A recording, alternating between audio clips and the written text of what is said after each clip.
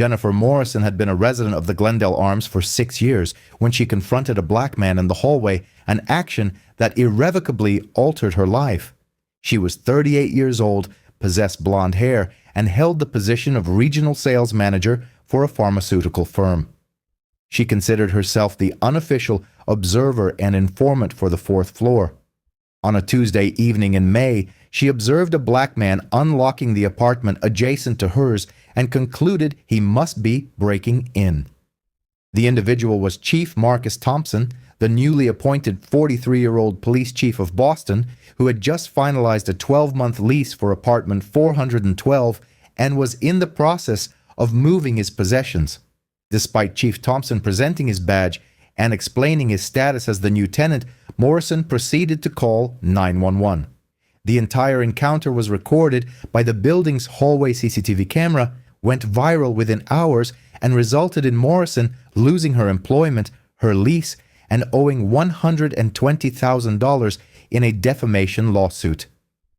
Before we continue, where are you viewing this from? If this is your initial encounter with our channel, kindly press the subscribe button. Narratives such as these require dissemination, and your support aids us in revealing more truth. The Glendale Arms is a brick edifice constructed in the 1970s, situated in Boston's Back Bay neighborhood. It comprises 7 stories, lacks a doorman, features coin-operated laundry facilities in the basement, and is heated by radiators that produce clanking noises at night. It is the sort of building where young professionals reside before they can afford more contemporary residences, where rental costs are moderate by Boston standards, and where the elevator occasionally malfunctions but is eventually repaired by management. 2-bedroom residences, such as Chief Thompson's, rent for $2,800 per month. This is not inexpensive, but neither is it exorbitant. The building attracts educators, medical professionals, municipal employees, and individuals with respectable careers who do not require granite countertops or floor-to-ceiling windows. The hallways are narrow, adorned with dated wallpaper, and illuminated by flickering fluorescent lighting. Each floor is equipped with one CCTV camera positioned at the elevator end, installed 5 years prior due to a spate of package thefts. The recorded imagery is somewhat indistinct. The camera's perspective is not ideal, but it captures sufficient detail. It was 6:15 in the evening on a Tuesday in May. The weather was warm. Individuals were returning from their workplaces carrying takeout bags and briefcases. The building was settling into its customary evening cadence with muffled television sounds and the aromas of cooking emanating from beneath doors. Marcus Thompson was 43 years old. He had dedicated 22 years to law enforcement, diligently ascending through the ranks through determination and expertise. 4 months prior, he had been appointed chief of police for the city of Boston, a career-defining accomplishment. As the first black chief in the department's history, selected after a nationwide search that attracted candidates from across the nation, Chief Thompson had earned this distinction. As a lieutenant, he had reformed the gang unit, reduced instances of excessive force as deputy chief, and fostered community trust through transparency. The mayor had personally extended the offer, the city council had voted unanimously, and the police union, despite their typical reservations regarding external candidates, had endorsed him after meeting him. He was exceptionally qualified. He had worked diligently for this opportunity. When Chief Thompson accepted the position, he was renting a house in Quincy, situated 40 minutes south of Boston. However, the demands of the chief's role entailed unpredictable hours, late-night emergencies, early morning press conferences, and community gatherings across the city. The daily commute was unsustainable. His wife had succumbed to breast cancer 2 years prior. His daughter Maya was a sophomore at Howard University in Washington, D.C. He was alone, working 70 to 80-hour weeks and frequently sleeping at the office. He needed to be geographically closer to his workplace. He discovered the Glendale Arms through a colleague. It was an older building, unpretentious, but clean and conveniently located near headquarters. Unit 412 featured 2 bedrooms, 1 bathroom, a galley kitchen, and hardwood floors that creaked. The second bedroom was intended for Maya's visits during her breaks. The rental cost was listed at $2,800 per month. He completed the application, passed the background check instantaneously, and remitted the first month's rent, the last month's rent, and the security deposit, totaling $8,400. The lease was registered under his name. Management was aware of his position as police chief. His profession was explicitly stated on the application. Every detail was official, documented, and legal. That Tuesday marked his move-in day. Chief Thompson had engaged the services of two individuals with a truck to transport his furniture, including a bed, couch, desk, and dining table. However, he was personally managing the smaller items, such as boxes of clothing, kitchenware, books, and his late wife's photo albums, which he could not bring himself to discard. He also retained Maya's childhood drawings. He was attired in faded jeans and an old Boston Marathon sweatshirt from the year 2012. His badge was clipped to his belt out of ingrained habit. Even when off duty, he customarily carried it. His service weapon was secured in his car's glove compartment. He had been engaged in transporting boxes for 90 minutes, perspiring despite the cool evening air. He was fatigued, but focused on settling in before the following day's budget meeting with the mayor. He was simply a man moving into his new residence. There was nothing unusual, nothing suspicious, merely a person living his life. However, his new neighbor had been observing through her peephole since 5:45, and she had already formed a negative impression. Do you believe that residents who engage in racial profiling should forfeit their leases? Please share your perspective in the comments section. Jennifer Morrison resided in Unit 414, directly adjacent to Chief Thompson's new apartment. She had been a resident for 6 years, a longer tenure than most on the floor, and had developed strong opinions regarding who was deemed suitable for the Glendale Arms. She was 38 years old and had blonde hair. She visited a salon in Brooklyn every 6 weeks for touch-ups and worked as a regional sales manager for a mid-sized pharmaceutical company. It was a respectable position, though not exceptional, with an annual income of $78,000. She drove a leased Honda Accord, took one vacation annually, and was solidly middle class, living comfortably but always mindful of the possibility of financial decline. Jennifer had previously filed complaints against neighbors. She had reported the college students in Unit 410 who held parties on weeknights, contacting management 4 times until they were evicted. She had complained to management about the cooking odors originating from the Indian family in Unit 408. Management informed her that this was not a valid complaint. She had confronted the delivery person in the hallway, demanding to know which apartment he was destined for, only to discover he resided in the building. Management tolerated her complaints but privately regarded her as a problematic tenant. The property manager had documented her behavior as overly vigilant, prone to reporting inconsequential matters and requiring diplomatic handling. That Tuesday, Jennifer had returned home at 5:45, noticed the moving activity, and instead of fully entering her apartment, she remained at her doorway, observing through her peephole. At 6:12 p.m., the hallway CCTV captured Chief Thompson exiting the elevator. The footage is somewhat grainy, but sufficiently clear. It depicts a black man in his early 40s with an athletic build, wearing a sweatshirt and jeans, carrying a medium-sized cardboard box labeled Ma's Room in marker. He proceeded down the hallway. The camera's angle captured him from the side as he stopped at Unit 412, balanced the box against the wall, retrieved keys from his pocket, unlocked the door, pushed it open with his shoulder, and carried the box inside. This was standard tenant behavior. A legal resident utilizing his keys to access his dwelling. However, Jennifer, peering intently through her peephole, saw a black man entering the apartment that had been vacant for 3 weeks, and her mind immediately leaped to criminal activity. She observed for 23 minutes. The timestamp on the CCTV indicates Chief Thompson making 4 additional trips at 6:16, 6:22, 6:31, and 6:35. Each time, he utilized the elevator, proceeded down the hallway, used his keys, opened the door, and entered. Each time he carried different boxes. On one occasion, he carried a lamp, and on another, a duffel bag. Each trip was captured on camera. Each trip appeared entirely ordinary. However, Jennifer's mental narrative had already been established.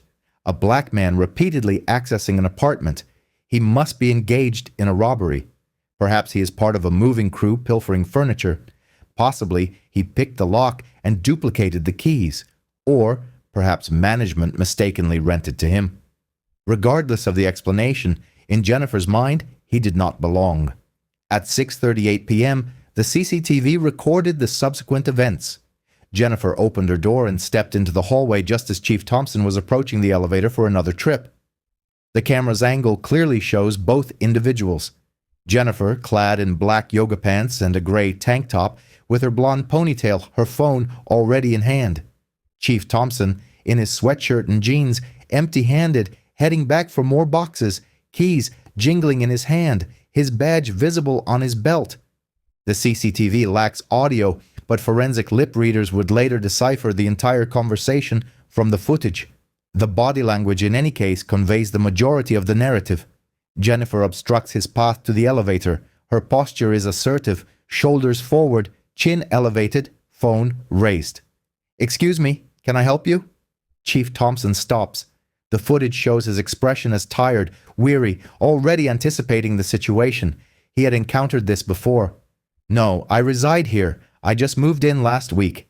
Jennifer's face registers pure skepticism. She scrutinizes him from head to toe, her gaze lingering on his jeans, his sweatshirt, his complexion. "Really? Are you quite certain you have the correct apartment?" Chief Thompson's shoulders slump slightly. The camera captures his weariness. It is not physical fatigue from moving boxes, but rather the profound exhaustion of being questioned in places where he is entirely entitled to be. "I'm quite sure my name is on the lease." Jennifer raises her phone. The camera shows her finger moving across the screen, accessing the keypad. "I'm contacting the police. You appear suspicious." Chief Thompson closes his eyes briefly and exhales slowly. The camera captures his jaw tightening and his hands flexing at his sides. "You mean I look black?" Jennifer's face on the CCTV shows a fleeting reaction, defensive but not backing down. Her mouth opens, then closes, then opens again. "Maybe." Chief Thompson unclips his badge from his belt. The camera's angle is not perfect, but it is possible to discern him holding it up, to see the gold reflecting the fluorescent hallway light, to see his lips moving as he speaks. "Well, in that case, you have the police chief with you, and you are in significant trouble." The badge is visible in the footage. It is not perfectly clear due to the camera's quality, but it is sufficiently discernible to identify it as an official police badge. It is clear enough to see Chief Thompson holding it at eye level for Jennifer to examine. Jennifer's reaction is captured in meticulous detail. Her face turns pale. Her mouth forms a small O. Her phone remains in her hand, her finger frozen above the digit 9. The footage shows her standing completely motionless for 4 full seconds, processing the implications of the situation. She had just threatened to contact the police regarding the police chief. She had racially profiled the most influential figure in Boston law enforcement. She had accused her new neighbor of burglary when he was the sole individual in the city possessing the authority to arrest her for filing a false report. This is where the CCTV evidence becomes irrefutable. Every moment is captured, every expression documented, rendering audio unnecessary. The visual narrative is complete. Jennifer's aggressive confrontation, Chief Thompson's patient explanations, his badge reveal, her astonishment. All time-stamped, all recorded, all preserved. Should apartment buildings utilize CCTV footage to investigate complaints of racial profiling? Please let me know your thoughts. The footage continues. It shows Jennifer stepping back, her free hand moving to her mouth. It depicts Chief Thompson reclipping his badge to his belt, resuming his task, and proceeding to the elevator. It shows Jennifer standing in the hallway for 42 seconds after Chief Thompson enters the elevator, staring blankly, her phone still in her hand. Then, the elevator returns. Chief Thompson walks back down the hallway, carrying another box, does not look at Jennifer, unlocks his door, and enters. Jennifer quickly retreats into her apartment. The door closes. The hallway is empty. Timestamp: 6:41 p.m. At 6:43 p.m., precisely 2 minutes after observing Chief Thompson's badge and learning of his identity as the police chief, Jennifer contacted 911. The recording of the call was subsequently released under public records legislation. "Hi, I'm at the Glendale Arms on Commonwealth Avenue, apartment 414. There's a man next door who showed me a police badge, but I don't believe it's genuine. I suspect he might be impersonating an officer to rob the apartment. He is black and has been entering and exiting with boxes." The dispatcher's voice conveys barely concealed frustration. "Ma'am, you are reporting someone for showing you a police badge. Anyone can acquire a counterfeit badge. He does not resemble a police officer. What does a police officer look like, ma'am?" "Not like him." "Can you describe what he is doing that is illegal?" "Using keys to enter the apartment next to mine." "So he possesses keys to the apartment?" "Yes." "But ma'am, if he has keys and is moving boxes, he is likely a legitimate tenant. What specifically leads you to believe he is committing a crime?" A prolonged pause, then more quietly, "He just looks suspicious." The dispatcher responds, "I will dispatch a unit to investigate." The call was processed. A welfare check was requested at the Glendale Arms, apartment 412. The caller expressed concerns regarding a new tenant, citing suspicious activity. This was a potential racial profiling situation requiring careful handling. 2 officers responded. Both, by an unfortunate coincidence, were officers who served directly under Chief Thompson's command. They arrived at 6:58 p.m. Building security granted them access. There was no doorman, but there was a superintendent in the basement office who monitored a panel displaying all CCTV feeds. The superintendent had observed the hallway confrontation live and informed the officers of the exact sequence of events. "That's the new police chief in 412. The blonde lady in 414 harassed him. She called you guys after he showed her his badge." The officers exchanged glances. This was shaping up to be the most awkward welfare check of their careers. They proceeded to the 4th floor via elevator, walked down the hallway, past the CCTV camera, and knocked on Unit 412. Chief Thompson answered, still in his sweatshirt, badge on his belt, keys in hand, with a stack of unpacked boxes visible behind him. Officer Sarah Martinez attempted to maintain a professional tone despite her consternation at the situation. "Chief Thompson, Martinez, and Walsh, what brings you to my new apartment?" Officer Kevin Walsh appeared as though he wished the floor would swallow him whole. "Sir, we received a call. Someone reported suspicious activity at this address." Chief Thompson leaned against the doorframe. "Let me guess. The blonde woman in Unit 414 called after I showed her my badge and informed her I am the police chief." The call mentioned someone with a potentially fake badge. "Sir, my badge is legitimate. Walsh, I am the chief. I signed a lease here 3 weeks ago and began moving in today. My neighbor observed me carrying boxes and concluded I must be robbing the place. I showed her my badge. She called 911. Martinez glanced at the badge on his belt, at the keys in his hand, at the Massachusetts driver's license he produced displaying this address, and at the lease agreement he retrieved from a box labeled Important Docs. "Chief, this is... I don't even know what to say. I apologize." "It's not your fault. You responded to a call. I appreciate that, but I want this documented. I want the 911 call recording preserved. I want the CCTV footage from this hallway retrieved and saved. And I want building management informed about the false report and the racial profiling." "Absolutely, sir. We will handle all of that." Jennifer's door creaked open. She peered out, saw 2 uniformed officers conversing with Chief Thompson, and the full realization of her actions struck her. Walsh walked to her door. "Ma'am, are you Jennifer Morrison?" "Yes." Her voice was faint. "You called 911. I thought..." "You thought what?"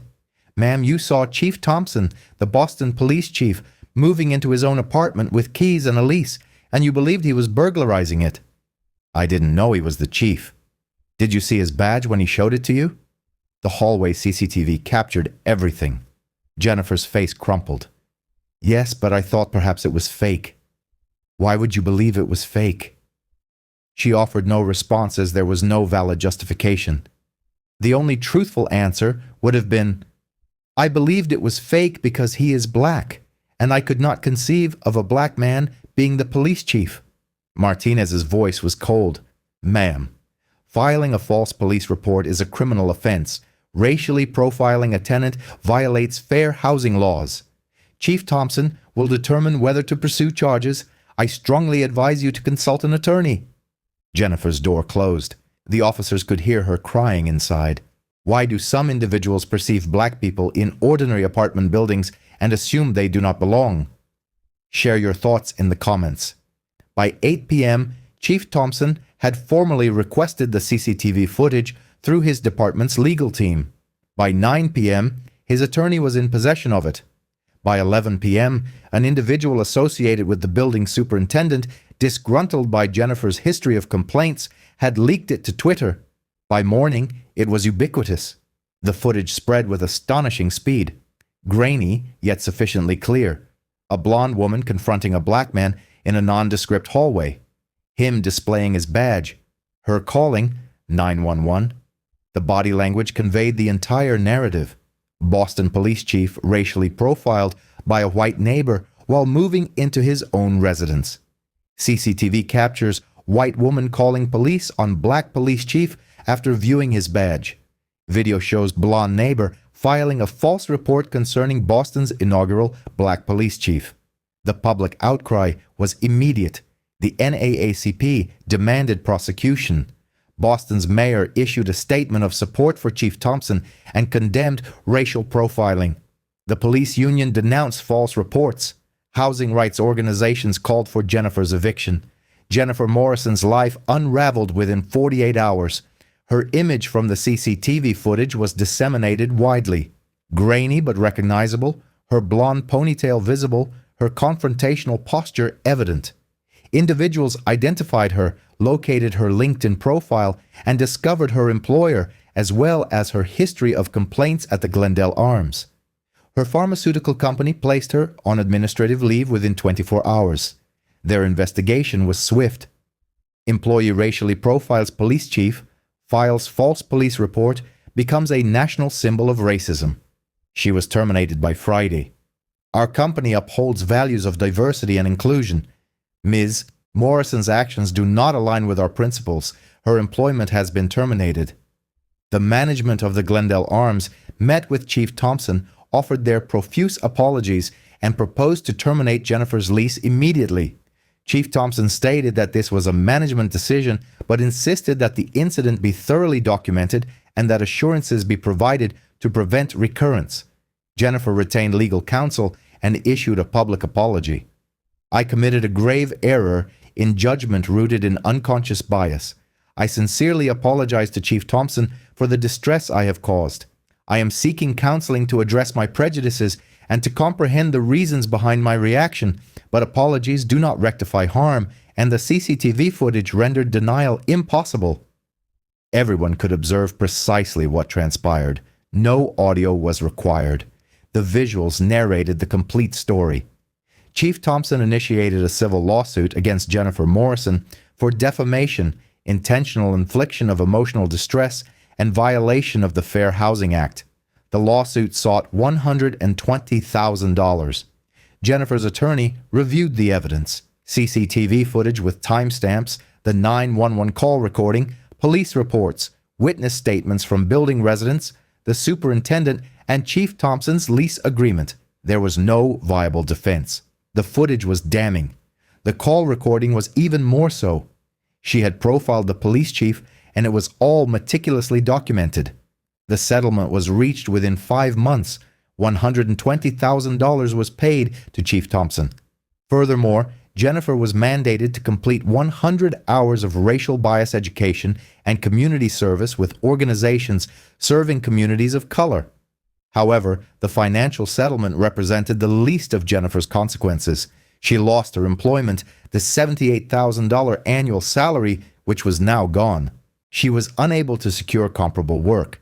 Every company that performed an internet search for her name encountered the CCTV footage. She was compelled to break her lease at the Glendale Arms and relocate. Building management did not force her departure. However, the other residents made it abundantly clear that her presence was not desired. She departed Boston altogether, relocating to her hometown in Ohio.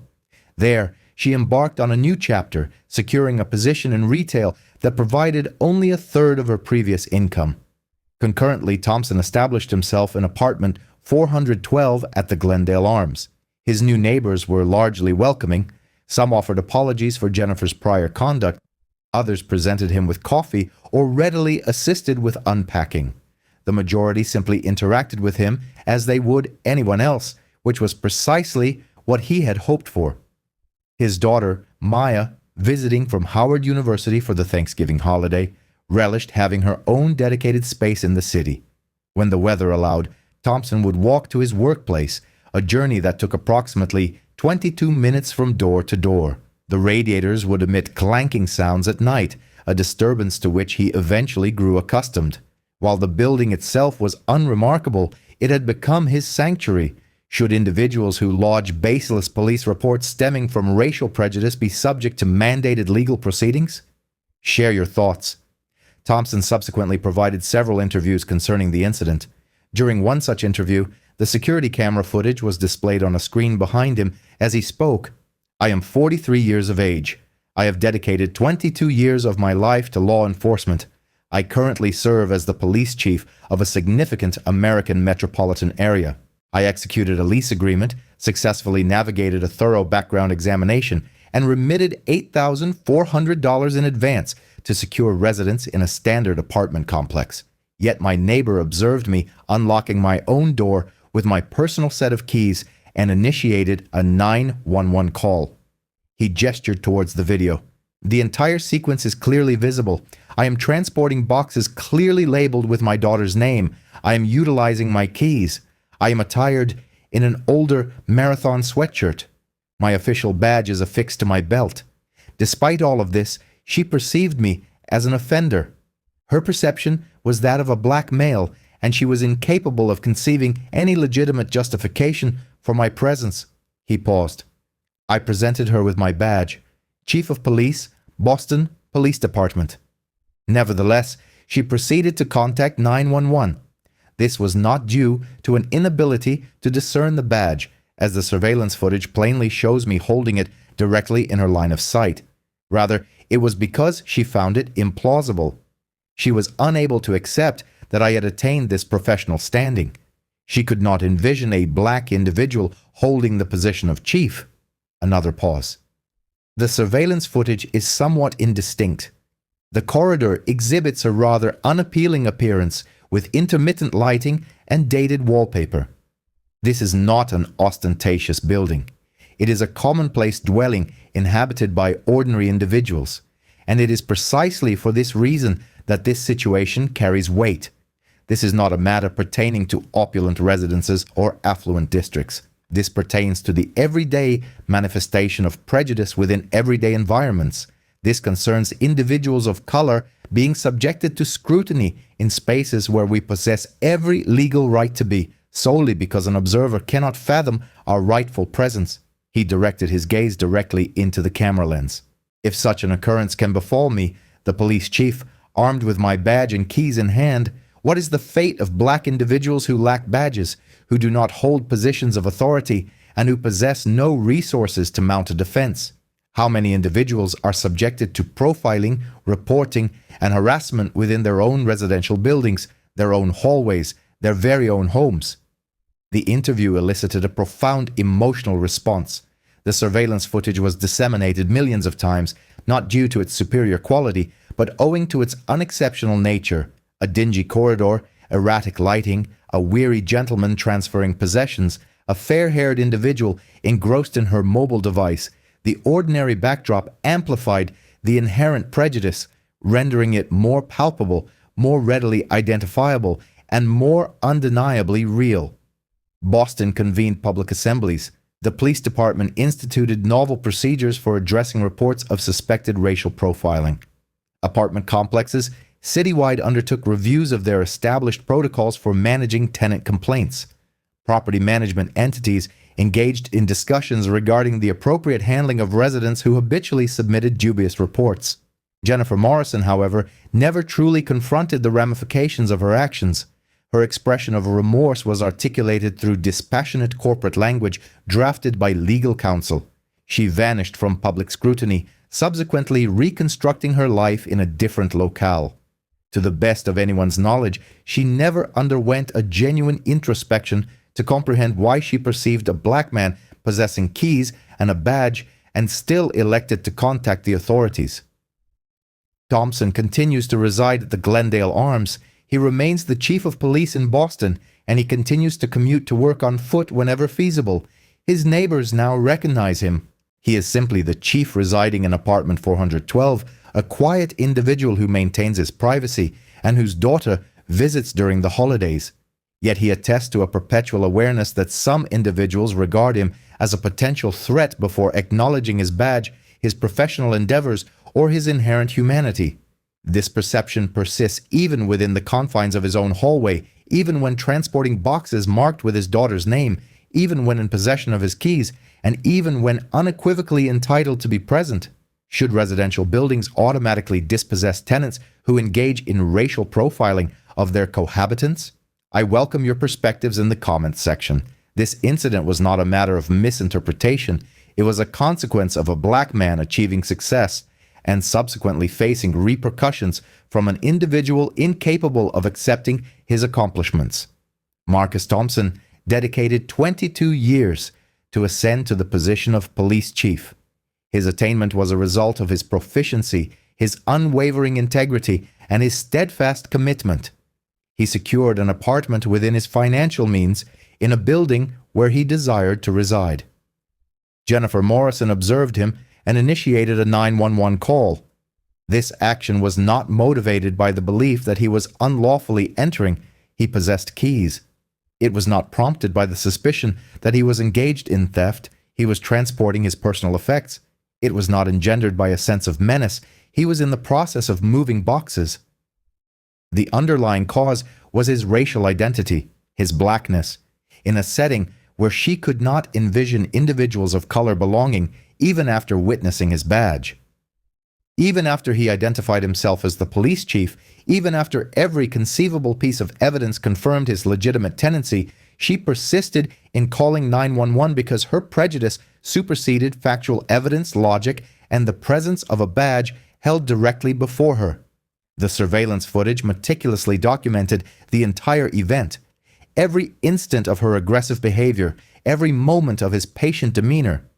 The display of the badge did not deter her subsequent call. This undeniable visual evidence of racial profiling occurred within a dilapidated hallway characterized by inadequate illumination and antiquated wallpaper. It serves as irrefutable proof that prejudice is not confined to exclusive locales. It permeates all environments, affecting individuals of all backgrounds, including those who hold badges and positions of authority. Jennifer faced the loss of her employment, her residence, a financial penalty of $120,000, and widespread public recognition as an individual who engaged in racist behavior, all captured on video. However, these consequences do not rectify the inherent harm caused. They do not alter the reality that Thompson experienced racial profiling in his own hallway on the day he moved in. They do not alleviate the profound weariness of being subjected to suspicion when one possesses every right to be in a particular location. They do not restore the fundamental dignity of unlocking one's own door without being perceived as a threat. The critical question that arises is, what changes? Do individuals undertake a thorough examination of their preconceived notions before confronting their neighbors? Do residential complexes hold their tenants accountable for their actions? Do we establish punitive measures that genuinely deter racial profiling? Because if we fail to address the underlying societal conditioning that led Jennifer to interpret a black man with keys as suspicious, then we are merely anticipating the next surveillance camera to capture a subsequent confrontation in another hallway, involving another black individual who is criminalized for their very existence. Please indicate in the comments section if you believe that filing false police reports based on racial profiling should result in mandatory incarceration. Furthermore, if you find these narratives significant, kindly click the subscribe button. We are committed to exposing these observable patterns. We are advocating for improvements. We are championing the cause of black individuals who deserve to live without being unjustly criminalized within their own residential spaces. This issue extends beyond a single neighbor or a solitary chief. It encompasses all of us and the kind of world we collectively choose to embrace.